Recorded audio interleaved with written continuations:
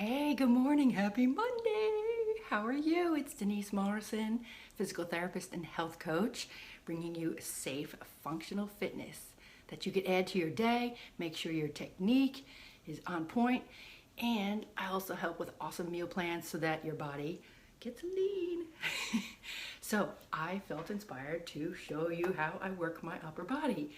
Now, it's not massive, I have to admit, but it is functional and I can do my job, I can do my chores, and I feel fantastic. So, I'm going to show you my upper body routine. And the first thing is I just have 3-pound weights because when I do this, I like to make sure I have the awesome control in my shoulder girdle before I start flinging my weights around.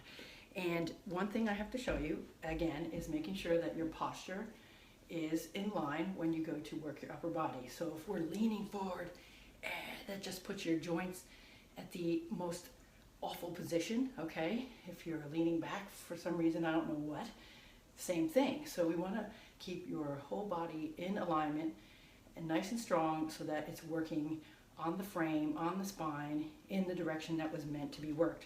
So your body is definitely different to my body.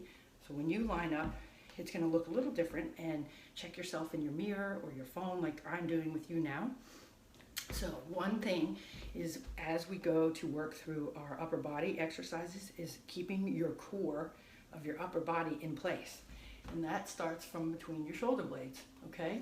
So in order to, like we do with our lower belly, and you bring your belly button into your spine, what we're going to do, if you watch me, is bring your shoulder blades down and in.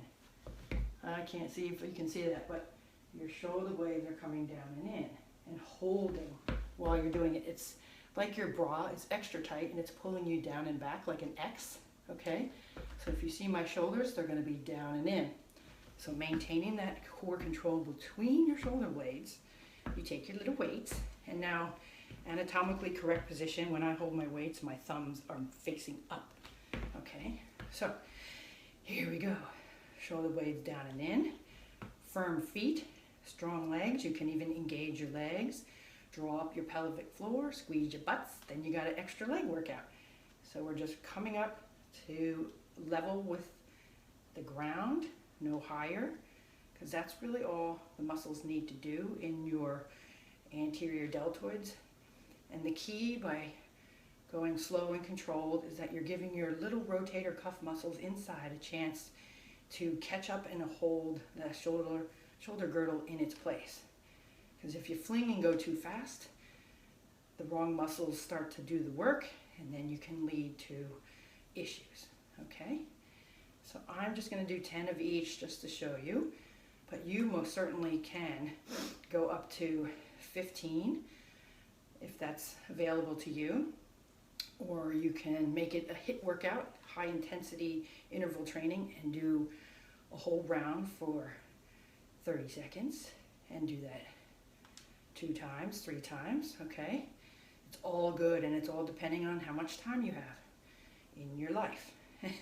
So we don't have to do lots and lots of hours of movements and exercise. You can make it happen in 30 minutes.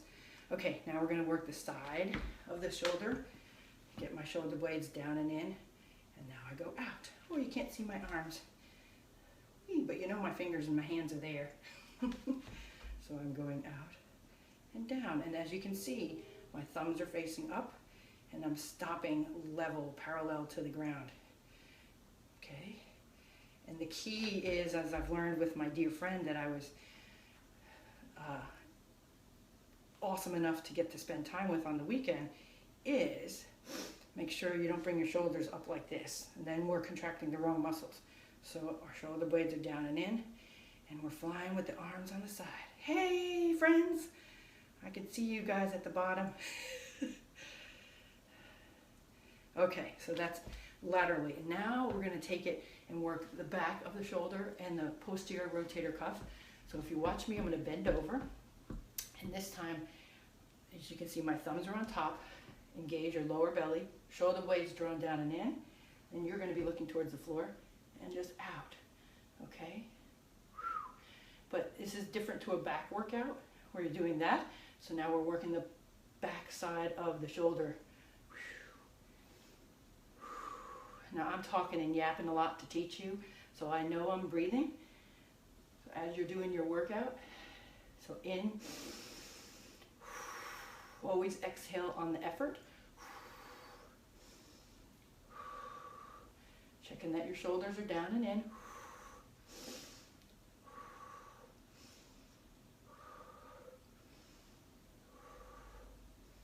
And there we go. So we've done 3 ways: front, side, and then the back. And then I like to carefully do shoulder presses. So just up and down. And like I said, keep your shoulders out of your ears, and the pressing action comes through your arm muscles. A lot of people cheat and they lift up and they press, and then they have neck problems. So like I said, you can start off with a lighter weight to get the control, teach the body and the mind to work together, and you will actually see your form, your muscle definition come quicker when you do it smartly. Okay. Hey, how are ya? It's very quiet here today because, unbeknownst to me, my son has no school today. I was like, oh, he tells me last night, I don't have any school tomorrow. I'm like, wow, nice. So I got to sleep in a little longer. Hallelujah. So we did our shoulder press. And shoulder press. And down. So 10 to 15 of those, or work for 30 seconds. And do that 3 or 4 rounds. If it's up to you, fit it into your day. See how you feel. A lot of times we can get by with 10, 15-minute workouts. If you have more time, make it a routine and do 3 sets, and you can get a 45-minute workout. Okay, many times you see upright rows. The key with this is if you have any shoulder girdle issues, what we call impingement pinching, do not do upright rows, okay? No man, no how. Because basically your shoulder is twisted in and all the structures are getting crushed underneath your bones here. We don't want that. So you do not have to do upright rows if that is not comfortable, because you've got this way and this way and this way. And now we done that way, okay? So of course, girls, what did one of our trainers say? The buys get the guys. Your biceps. So once again, we're drawing the shoulder blades down and in. I've got my arms extended by my sides. Curl up. Now this is a really lightweight for me. I'm used to doing these with 15 pounds because I've worked up to it. But to get the form right, contract. So what's happening is imagine as you're squeezing your shoulder blades down and in, squeezing the elbows pinned to your sides like you've just locked them up and into the side body. There we go. And then you've got your biceps. So depending on the weight, here's the kicker. If you've got a light weight like me, it might take you 15, 20 repetitions, 30 repetitions to feel the burn. Because otherwise, if you're not feeling it get hard, it's too easy. You want to go through and be like, oh, it's a struggle, but you do not want to lose your form. So if you're flopping around like I used to see back in Jersey at Powerhouse, back at the gym, guys would fling their weights around. No, that's not what we want. Shut your ego off and do it correctly. I'm in a crazy mood this morning, as you can see. So you got your biceps working, and then of course triceps. I'll do one arm for you. When you bend over and stabilize in this position, the legs are bent, as you can see, core, lower belly's drawn in, your belly button's tight, and then you kick back so that my whole humerus bone, my arm bone, is level, parallel to the earth, head's down, you're looking between your feet, and kick back, so the same thing, shoulders drawn and in, down and in, arms are pinned to your side, kick, and then we can build that tricep, which is very important for pushing you out of a chair, pushing and pulling in life, and stopping that flap. And then you can do 2 at a time. I like to maximize my time. Combine cardio with weights, combine flexibility. There we go. I just worked out with my favorite trainer, and Tony Horton is his name. If you haven't seen him before, he's Mr. P90X. He is hilarious, so I'm in a great mood.